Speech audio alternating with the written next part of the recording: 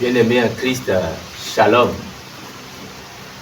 Nous remercions le Seigneur pour ce précieux moment qu'il nous a accordé. Et nous vous saluons, vous qui nous écoutez de différents pays.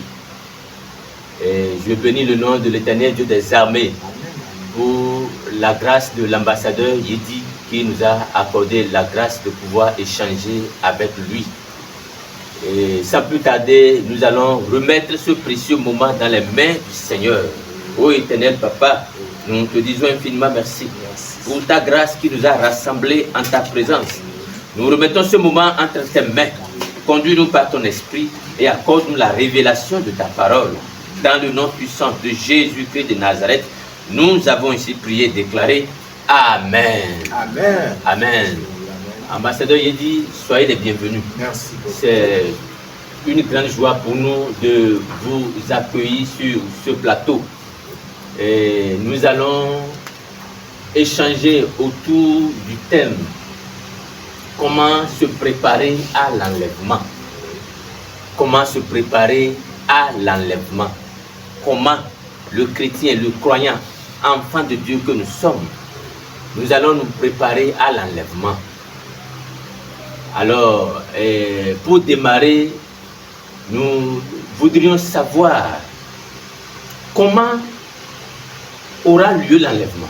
Comment va se dérouler l'enlèvement? Comment l'enlèvement va se dérouler? Merci beaucoup. Soyez bénis. Amen. Et je salue tout un chacun à travers le monde entier.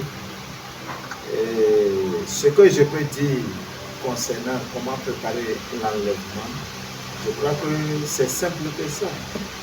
Parce que le Seigneur nous a donné aussi des directives à suivre à travers sa parole. Parce que sa parole est la vérité. Et il a dit aussi que si vous demeurez dans ma parole, vous connaîtrez la vérité et la vérité nous affranchira. Alors s'il a dit, alors nous devons rester dans la parole. Comment il faut marcher, comment il faut préparer l'enlèvement, c'est tout simplement comment il faut mener sa vie sur la terre.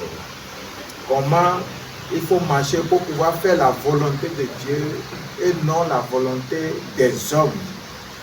Alors si je peux m'exprimer ainsi, l'homme doit se préparer vraiment à l'enlèvement. Parce que le Seigneur nous a promis qu'il est, je crois c'est dans Jean chapitre 14 à partir du premier verset, il a dit dans sa parole, oui, si tu trouves ça tu peux lire. Jean chapitre 14.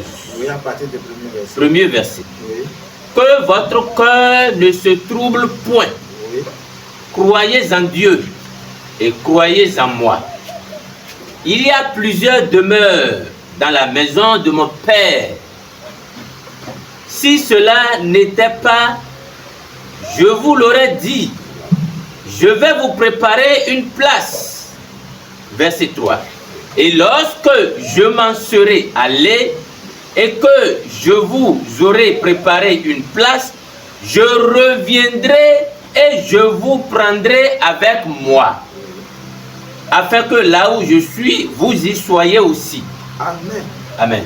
Amen. Amen. Je crois que la parole a été claire. Le Seigneur a dit qu'il ira nous préparer une place. Alors, c'est là, c'est la place là que le Seigneur est allé nous préparer. À son retour, venu nous prendre, qu'on appelle l'enlèvement.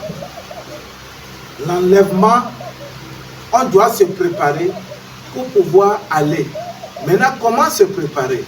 Tu ne peux pas être un chrétien qui ne vit pas dans la sanctification et dire que tu iras au ciel. Au ciel, il n'y a pas de place aux voleurs, adultères, fornicateurs.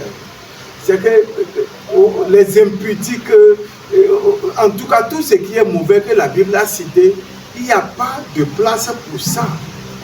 Alors si tu veux continuer par vivre dans des débauches et dire que le Seigneur, lui, c'est que il va t'accueillir parce qu'il est miséricordieux, tu te trompes.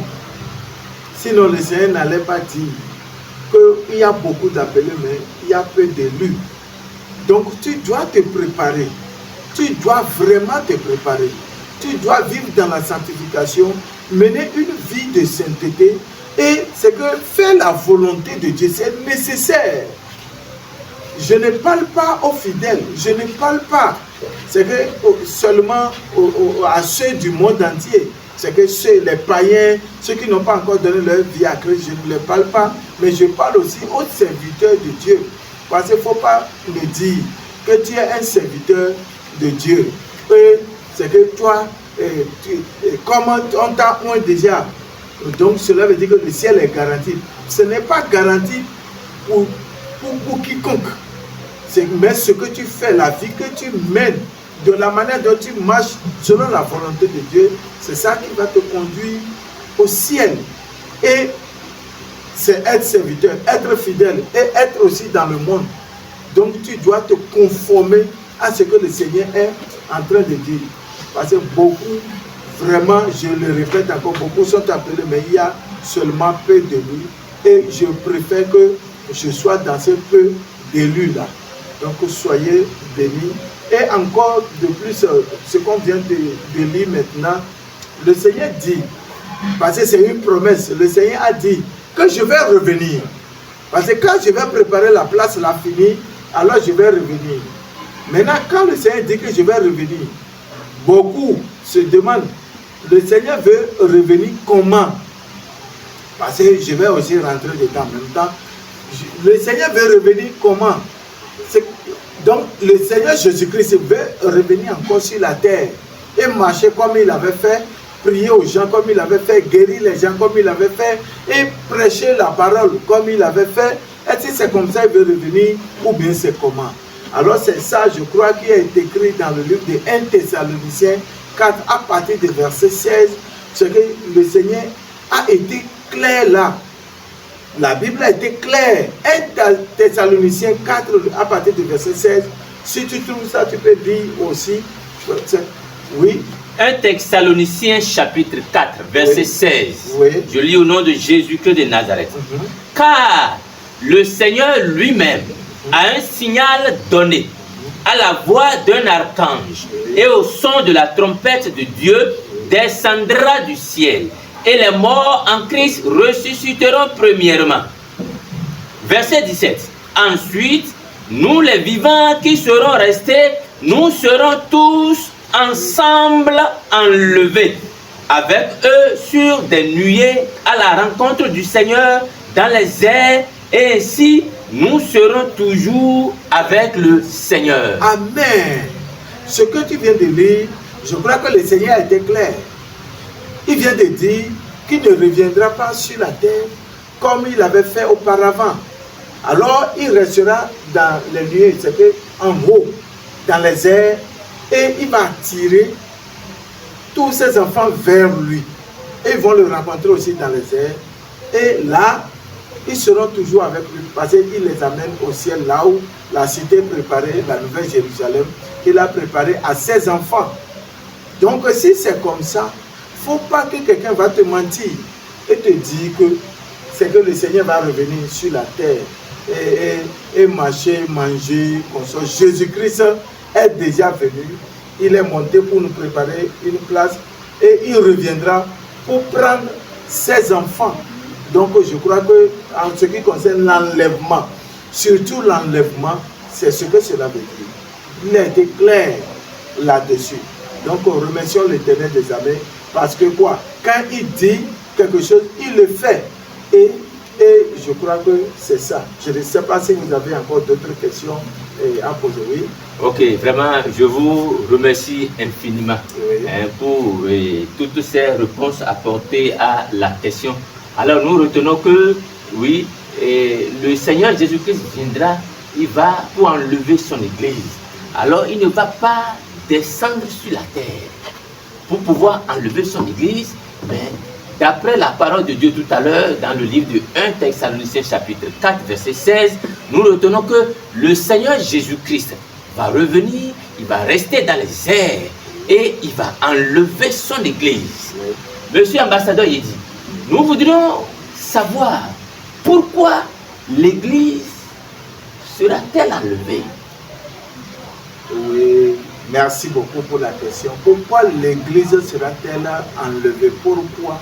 Parce que je crois que là, ta question me pousse aussi à aller un peu en arrière. Parce qu'au moment où le Seigneur, l'Éternel des armées, a créé toutes choses, a créé les cieux et la terre, alors c'est qu'il a vu que c'est bon et c'est que l'homme pouvait y vivre. Et le jardin d'Éden aussi était là. Il a créé l'homme dans le jardin et il a mis l'homme dedans pour pouvoir aussi cultiver le jardin et bénéficier de tout ce qui est dedans. Et là, l'homme ne va plus aussi souffrir. Mais il s'est fait que, avec le parcours de l'homme, c'est que de la manière dont l'homme est en train d'évoluer, il a vu que c'est facile. Alors le diable s'est infiltré dedans. Alors le diable a pris la forme du serpent pour pouvoir pousser l'homme à désobéir à Dieu. Alors que Dieu a donné un ordre déjà. Donc, comme ça, il s'est fait que Dieu, l'homme a mangé le fruit défendu, c'est ce que l'homme ne devait pas manger. Et Dieu lui a dit, au moment où tu mangeras cela, tu mourras. Donc, il s'est fait que l'homme l'a mangé. Alors la mort, c'est que venu dans la vie de l'homme, la mort s'est installée. Alors l'homme doit mourir. Donc, en ce moment, Dieu a enlevé, c'est que Dieu a enlevé l'arbre de vie qui devait donner la vie éternelle à l'homme. Dieu l'a enlevé de la terre et l'a déposé aussi au ciel, là où se trouve la cité céleste. Et cet arbre qui produit à chaque mois de fruits. Et à chaque mois de fruits. Donc ça fait 12 mois dans l'année. Ça fait 12 fruits que l'arbre l'a produit chaque année, 12 fois. Maintenant, quand c'est comme ça, où Dieu a enlevé ce qu'il a fait déjà et la mort est venue sur l'homme, alors Dieu a décidé autrement de détruire cette terre qu'il avait construite parce qu'il voulait donner ça à l'homme et l'homme devait vivre aussi éternellement. Et donc c'est là où les problèmes ont commencé, où Dieu a regretté même d'avoir créé l'homme. C'est la seule partie où Dieu a dit « Je regrette d'avoir créé l'homme ». Alors donc, le temps que l'homme devait faire sur la terre, parce que si vous voyez Adam, le premier homme qui a été créé, il a fait pratiquement 930 ans sur la terre avant de mourir et quitter la terre.